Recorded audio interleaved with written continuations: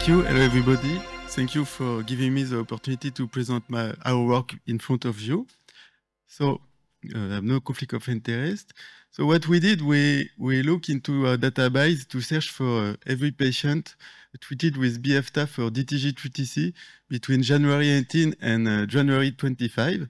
We found around 1,500 patients, and we excluded every patient with prior resistance mutation to see in real life if virologic failure can happen in this patient and if resistant emergence can happen. So we have a strict definition of virological failure with a single HIV RNA above 100 copies or two HIV RNA above 50 copies. So we had about 600 people in the BF-TAF group and 500 in the DTG-3TC group. So most patients were in maintenance therapy, and we saw that virological failure happened in 60% of the patients on BF-TAF and about 8% of the patients treated with DTG-3TC. So if we look at the characteristic of the participants, it was mostly male. And what we saw is that there is a higher proportion of person with a low CD4 nadir in the BF-TAF group than in the DTG-3TC group. And we have a similar duration of follow-up between the two groups of 37 months.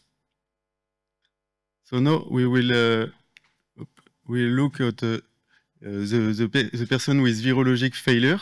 So we have 91 in the BF-TAF group and 40 in the DTG-3TC group.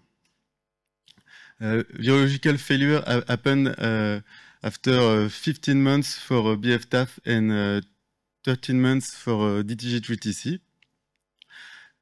We had 10 patients with RAM emergence on the RT or the integrase. We'll see them after. And the difference between the two groups was a higher zenith viral load at virological failure for the BF-TAF group. So here are the 10 patients. You can see them better on the poster number 15. But we had 4 failure with RAM emergence on BF-TAF and 6 on DTG-3TC. What we can see is that they were mainly in maintenance therapy except for 1. And we have only 3 persons who were on 4 day on, 3 day off maintenance therapy. We remarked too that the CD4 nadir was low for basically all patients, and mutation on the integrase appeared more on the DTG-3TC group than on BF-TAF. After the virological failure, all patients regained undetectability. And only one patient, all patients were switched to another regimen, but one patient remained on BF-TAF and regained undetectability. So in conclusion, in person living with HIV without prior resistance mutation, treatment like with BF-TAF or DTG-3TC, virologic failure were mainly seen during maintenance therapy. And the risk of emergence of resistance-associated mutation seems lower on BF-TAF, 5.3% versus 18.2% on DTG-3TC. But overall, for the two treatments, the resistance emergence is very low, around 1% for both groups.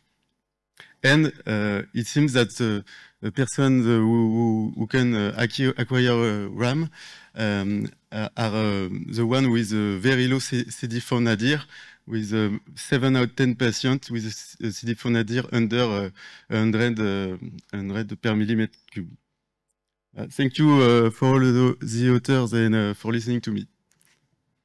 Thank you.